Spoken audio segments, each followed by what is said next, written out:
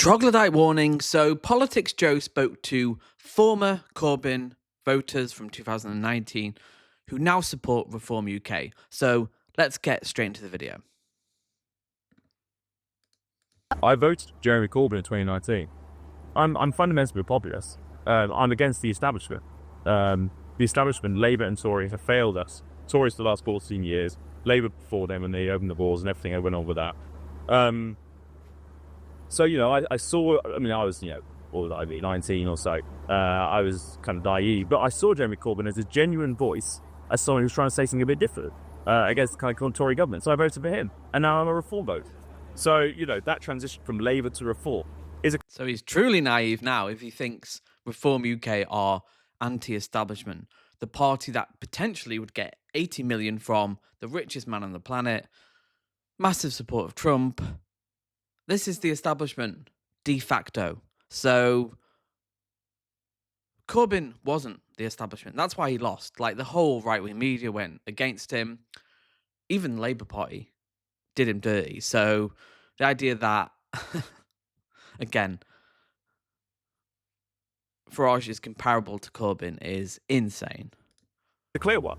There was a time when I was a Labour supporter back when Jeremy Corbyn was leader, but I went through a political journey that basically brought me to where I am now, being essentially radicalized by YouTube and social media, Facebook. He found Carl Benjamin, he found Joe Rogan, and like them, again, they go on that journey where they go, okay, where you can act subversive, but kind of just maintain the status quo and be bought by the wealthy and seem like, we're cool, we're anti-establishment, whilst being firmly part of the establishment.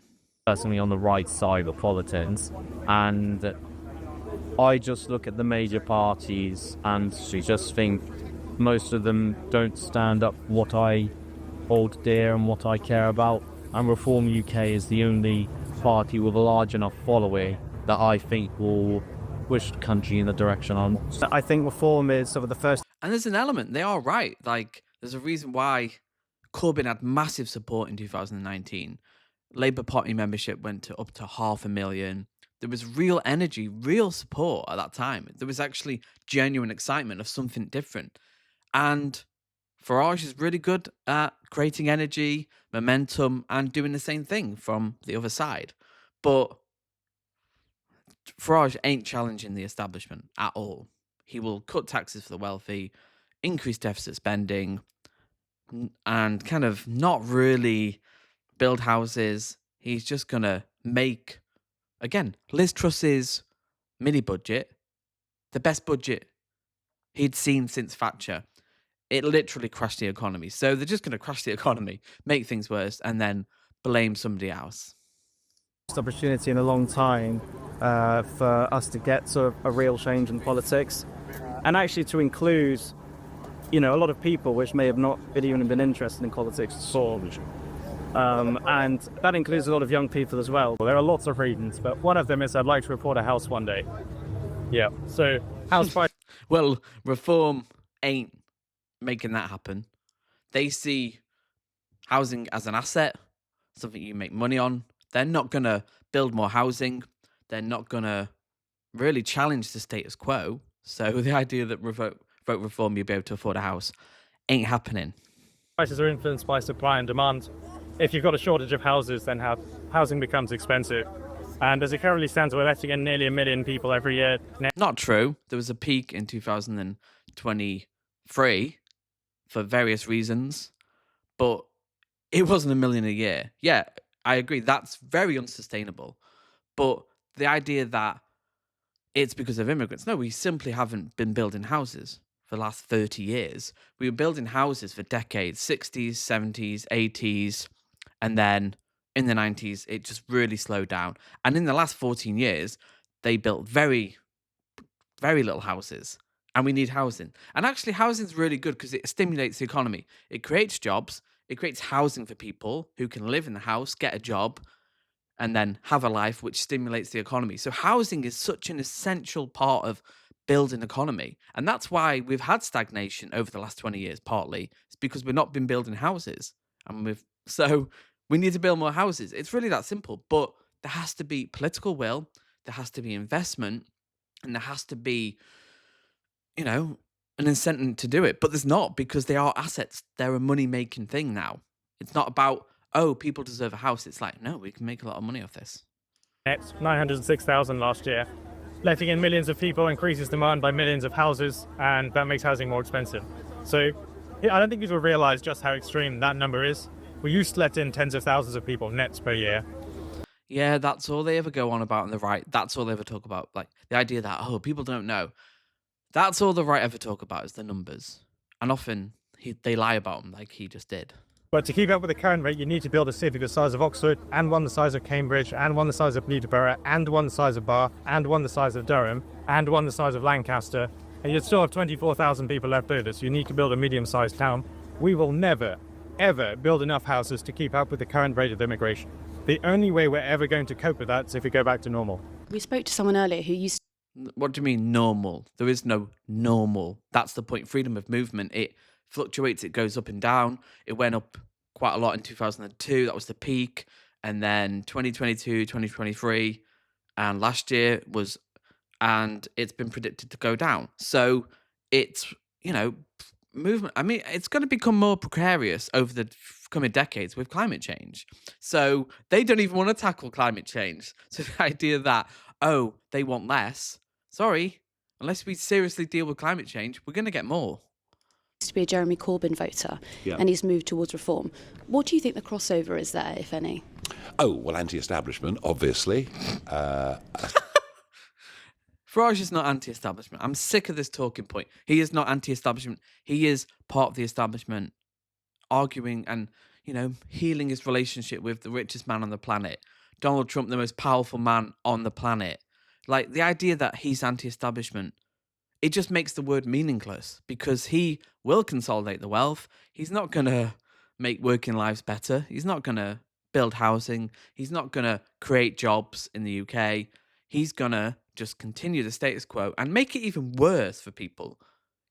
It's insane that people perceive him, but they buy into the narrative because he is good at selling. He's a good salesman. A sense that the giant corporates now dominate the world that we live in, that politics is very much in the pockets of the big corporates. Oh, the irony. The fact that, it's insane that he can say that without smiling. That he's been bought by the biggest people. He really has. Like, Elon Musk, going to give him 80 million. Well, what's he going to get for that? He's not just giving that out of the kindness of his heart. He gave Trump 270 million. Like, it's insane. Truly insane.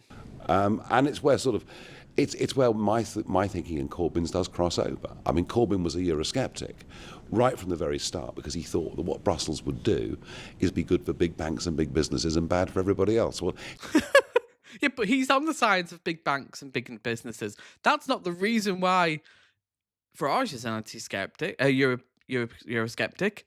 He just doesn't want their values. They're too liberal for him. So the idea that, it's insane. He was pretty much right. So there are some crossovers, yeah. And similarly, quite a lot of Trump votes. It's right. He does not agree with Corbyn's view that they have too much power. The banks are underregulated. They have too much power over our politics. And they do. Like, banks are the most powerful institutions in the world, along with fossil fuels. Farage doesn't want to challenge that. He never will. Would in the past have thought Bernie Sanders was the guy that they would have voted for. And the unfairness of the economic system as it's currently structured, I think, is at the root of it. Something very interesting going on with Gen Z, as the Americans call them. And also, there is. Bernie Sanders, a lot of Joe Rogan, a lot of people did, because they were offering an actual alternative, unlike Farage, where they will challenge the status quo, they challenge the bankers, the fossil fuel companies, the billionaires who run the game. Again, would challenge Elon Musk. Elon Musk is running the show now in America, and would have influence in our politics if Farage was to take money from him. So, again, the idea that Farage's anti-establishment is simply not based in reality. Almost like a rejection of what they're being taught at school. They're kind of being taught that they should hate the country, hate its history. Nelson was a terrible man, Churchill was even worse. And they're kind of just sticking to... It's such a straw man. No, we're being taught to be critical of our history and actually look at it and go, actually, we did a lot of bad stuff. And we have to be honest about that and go, yeah, Churchill was a racist. He wasn't a great man. In many ways, he was a good man. In many ways, he wasn't. He was a complex character. So we can talk about that and say, like, again, to challenge, because he wants just accept how great your nation is. It's just an acceptance. It's all good. No, you can be critical about your country's history and be like, yeah, this is the horrible stuff we did, and here's some of the good stuff we did. But he just wants to be like, oh, have a blind allegiance to nation. Love your country. You can love your country and criticize it at the same time. Two fingers up gradually to this and saying, this is ridiculous. Why are you doing this to us? And the other one is ambition. A lot of them feel, how are we going to have what our parents and grandparents had? How are we ever going to have a house? I also think that generation suffered through lockdown more than the older generations. They were denied many of the things that kids normally growing up would have had. So there seems to be a sort of defiance that's coming into a whole load of them, a level of ambition to want to make money, I think that's true, and that's why I think these people who voted for Corbyn in 2019 realistically have. I think it's legitimate. They have moved because it just shows you it's not that they would like reform per se. It's what are they being offered as an alternative or something that's different to the status quo. Like with Trump, it's not inherently that Trump's this guy that people like per se. Some will like some of his stuff.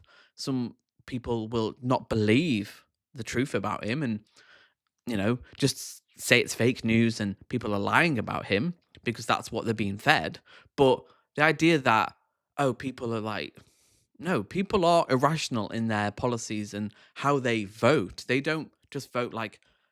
People are very fickle and they will just all of a sudden go from Corbyn to reform. People have no rational basis in their politics. And that's just how people are. good job, do well, that I don't think was there with the millennials who were busy talking about work-life balance or whatever else it might be. I'm not including you, obviously. So yeah, there's something going on. It's more with young men than it is with young women at this moment in time. And we're seeing that pattern repeated. We're seeing it in France.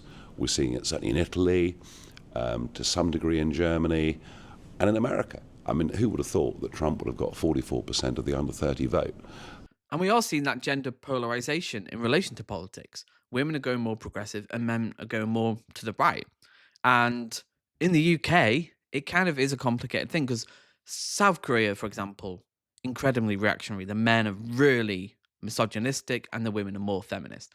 But in the UK, I think there's genuine hope because the two most favourable ideologies are environmentalism and feminism. I think that says a lot about our nation. We are a progressive nation who aren't just will just move to the right in the way that a lot of people in America have. I think we are aware, and we're a bit more aware of what Farage and people like him actually represent. And people don't like Farage. He's a very divisive figure. They either love him or hate him. And most people in the UK do not like Farage. I mean, that is completely, from 2016, this is like 3 times the figure. So, yeah, something big's going on, and you're seeing it today here in Chelmsford. Quite a lot of young people here. I'd like to portray Reform as this sort of fringe far-right party. It's not at all. Nigel Farage gave a speech where he spoke about how Reform is at the centre ground of British public opinion. The Labour... That's what every far-right person says, because they have to sell it.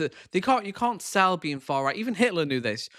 By being like this violent thug, you have to present your ideas as, common sense, moderate, we just love our country. It's all the dog whistles. Like, they're not going to say like, yeah, we're far right. This isn't how it works. And this is an indication they're far right, because no one says, we're no, you just present your ideas. You don't have to say like, we're a left-wing government. What? No, just present your ideas. You don't have to convince someone. People will know, what your political positions are on your ideas, but they have to be like, we're a centre-right party. Oh, why are you saying that? Oh, no, because we're not far right. Why are you saying you're not far right? When you have to say you're not far right, maybe a little bit far right.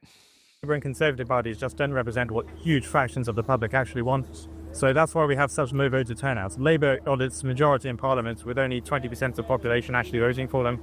So what's happening is millions of people who otherwise would be disenfranchised with politics or who might be forced to vote for one of the other parties are realising that they've got this opportunity to vote for a party which is supplying what they actually want. I see. I agree with that partially, but not what they want. That's what people want. People want vibrant NHS. They want more public spending. They want high taxation on the wealthy to pay for infrastructure. For Reform aren't offering that. In some ways they are, but I don't think they'll deliver it. They did have a big spending contract, but they're not going to deliver that. They're not going to, nationalise what they want to nationalise or say they're going to nationalise. So, again, Trump is already rolling back on tariffs, deporting 20 million illegal immigrants, grocery prices, and even Elon Musk is rolling back on, oh no, we can't cut 2 trillion from public spending. So already, all the stuff they promised, they're just completely rolling back on because they know they can't deliver. But that's how populism works. That's how far-right populism works. Promise the world and don't deliver. What Labour and Tories have done, mainly since when Tony Blair got in, I've just seen British culture has been diluted. And again, dog whistles. What does he mean by that? You have to push back and go, well, what do you mean by diluted? Because that's almost, it's very you could interpret that in really toxic and almost ethno-state ways. But I don't think he's just, parroting the talking points of Sargon and people on the right in the UK. He's just been radicalised. And again, we know that he doesn't really have any values because he went from Corbyn to Reform. He's just going where the kind of zeitgeist and where, people, popularity is going. So that's what he's doing. It could go back to, Labour being more socialist in 5 years. Maybe he goes there again. Again, people are fickle. It's watered down, and it's not I read about what life was like before I was alive. I look at old archive footage, I look at photographs, I hear what my parents say, what other old people in my community say about what life was like, and I just think... That's genuinely sad, actually. I want to not be mean to him because I think it's important to listen to people and actually listen to... And I agree with that. In many ways, like the 70s, like the 60s, you could buy a house. The average house price was £4,000. The average wage was £1,000. Imagine buying a house today where it's 4 times your annual income. Unimaginable. So, unless you're wealthy. So, there is real concern. And again, they tap into the real concern. Reform, Trump, these people tap into genuine concern. But the solutions are just not there. They're not going to build housing. They're not going to bring life back to the 70s where trade unions were strong, high taxes, high public spending, where people, in reaction, again, the post-war consensus, war, genocide. Shall we treat people a bit better? And I just hope in a few years, it may take a couple of decades, people realize, actually, let's just build housing, try and tax the wealthy, and redistribute the wealth a little bit. I want that for myself. Thousands of homes is not going to cut it. We need millions. And building millions of homes is an unrealistic project. You'll never do that. Governments can announce whatever targets they want. That doesn't mean they can catch them. And, it's a devastating cost. So when my parents moved to my hometown, they could afford 2-bedroom terrace house for £10,000 to £15,000. Today, that same house would cost £250,000. And the interest on the loan could equal the cost of the house itself. So you might be paying £500,000 for what used to be only £10,000. Now, the average Brit makes £30,000 a year after tax. Sorry, before tax. Before tax. So after tax, you're left with 20,000 or so, which means your lifetime earnings after tax, if you work for 40 years, would be about £800,000. If you're forced to spend £500,000 out of your 800,000, you've just lost most of the money you'll ever spend to immigration, essentially. You know? I was waiting for it. Just to immigration. No, it's way more complicated than that. Just to immigration. No, we haven't been building houses for decades. Houses are an asset now, and there's no political will to actually have a real project of building a lot of houses. It's just not there. Why would it be when politicians often are landlords and they, benefit from the fact that housing is about supply and demand, and there's no will there to do it. The Labour have made a target, and I welcome it, but we haven't been building houses for decades, so it's kind of making up for all that lost time. It will take time. Housing used to be housing is an essential necessity, which used to be a tiny fraction of the cost. I actually had a look this morning where the highest turnout and where the lowest turnout. The highest turnout was in Winchester, it was in Cambridge, it was Liberal, Lib Dem and Labour seats strong, right? The lowest turnout, you're looking at 25% in some cases, was in Yorkshire and the Humber, and it was in Lincolnshire. These are all places where Conservatives won and Reform was second place in nearly all these seats. So you're seeing a situation where most normal people have no way of getting their voice out. They have no representatives in government, but they represent 40% of the country. I disgusted. They're horrible what's going on in the spectrum. And they're all going to vote for Reform. And if we can get the thing who typically don't vote to vote, it will be a Trump-esque landslide in 2029 if we can mobilise that support. What is so fascinating? And he is true in a way. Like, that could be a possibility. So it depends on Labour delivering and if people buy into Farage. And a lot of people don't.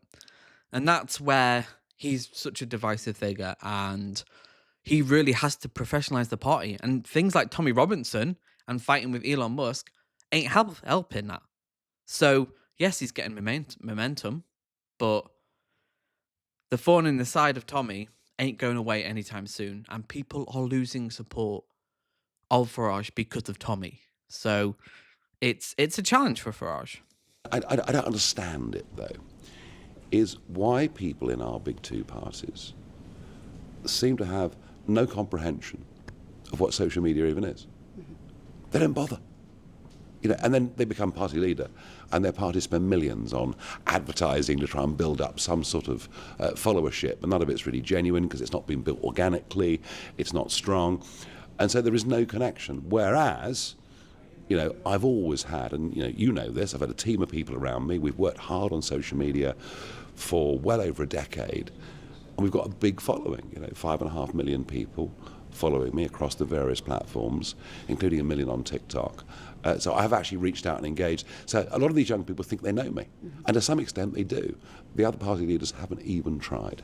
That is true, and that's where Farage is really strong. He can communicate to people, and especially young people, which, again, the right are really good at. Steve Bannon, famously would infiltrate kind of far-right, websites, forums, where he would radicalize these young people. And they know they have to get them young because it's easier to convince a young person you're anti-establishment by kind of having this veneer of like being anti-establishment. They won't look into the fact he's like millionaire, publicly educated, and then actually, part of the establishment.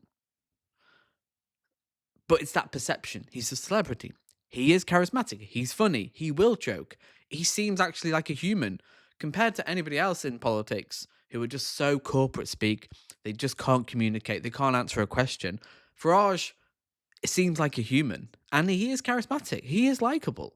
I mean, I don't like saying that, but he is somewhat of a normal person. And he can actually mobilise social media in a way that helps him. The way, like, Labour and Conservatives, they don't really use social media in a meaningful way. It's just they'll have these corporate posts that people don't care about. It's never fun. It's never entertaining. It's never interesting. So that's why Kamala lost. It's people want change. And frankly, dare I say it, but a lot of our leading political figures are pretty dull. Keir Starmer for one, comes across as a bit wooden, bit of a charisma vacuum. I think a big part of it is sort of just the image generally, and the image of approachability and of inclusion. Yeah, and that's where the left get it wrong.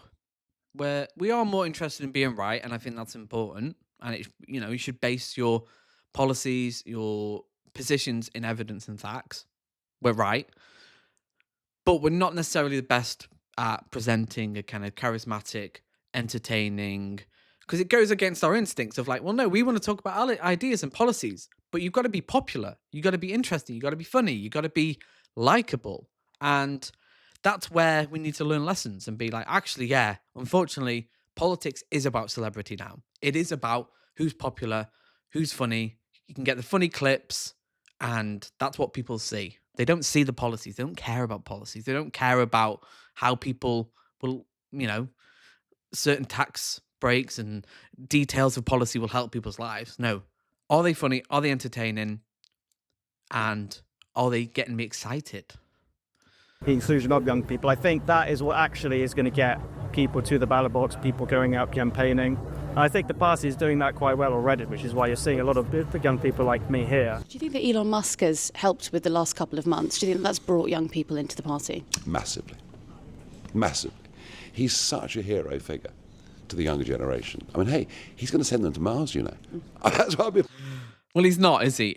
In UK, he is a divisive figure. People, again, like Farage, either love or hate him, but he's not cool. He's a good salesman. He can promise the world and never deliver. Again, he's been saying for 13 years 13 years ago, we're going to Mars in 10 years.